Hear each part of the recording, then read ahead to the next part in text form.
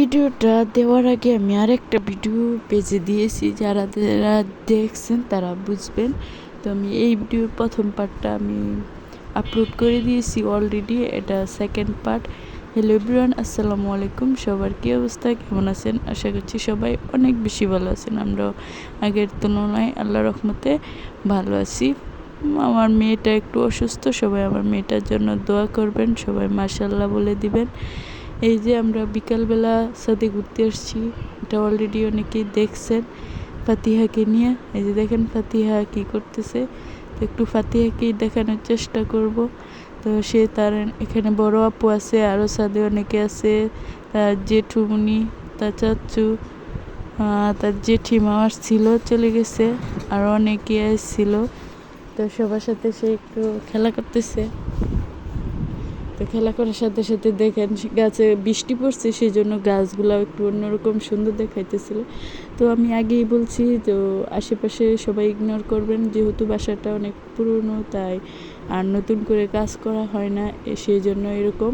তো বৃষ্টি টিষ্টি পড়ে যার ফলে আরও এরকম অবস্থা হয়ে গেছে।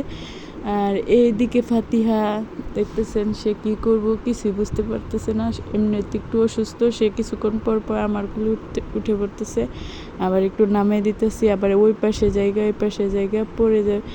এই জন্য তাকে তেমন একটা ছাদে নিয়ে আসা হয় না, ভয় লাগে। এইদিকে সে ধপাস পড়ে গেছে, তো দেখতেই পাচ্ছেন অলরেডি সে পড়েও গেছে। তো এরকমই ব্যথা পায়, কত ব্যথা যে পায় আল্লাহ জানে। তো এদিকে আমি একটু আশপাশ ভিডিও করতেছিলাম, তো আবার সে আমার কুলে উঠে পড়তেছিল, সেজন্য ভালো করে ভিডিও করতে পারতেছিলাম না।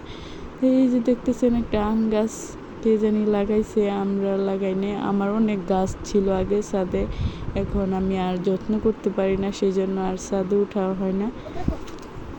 এই যে দেখেন সে কী করে।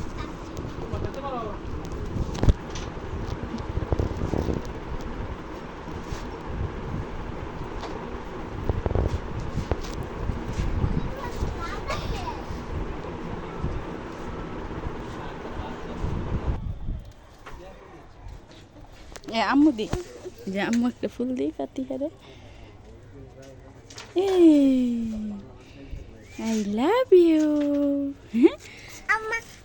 কেঁচামেচি এগুলো চলে। আর এদিকে দেখেন তো এই গাছগুলো আপনারা চিনেন কিনা, চিনলে অবশ্যই কমেন্ট করে জানাবেন, আর আপনারা কখনো খেয়েছেন কিনা তাও জানাবেন।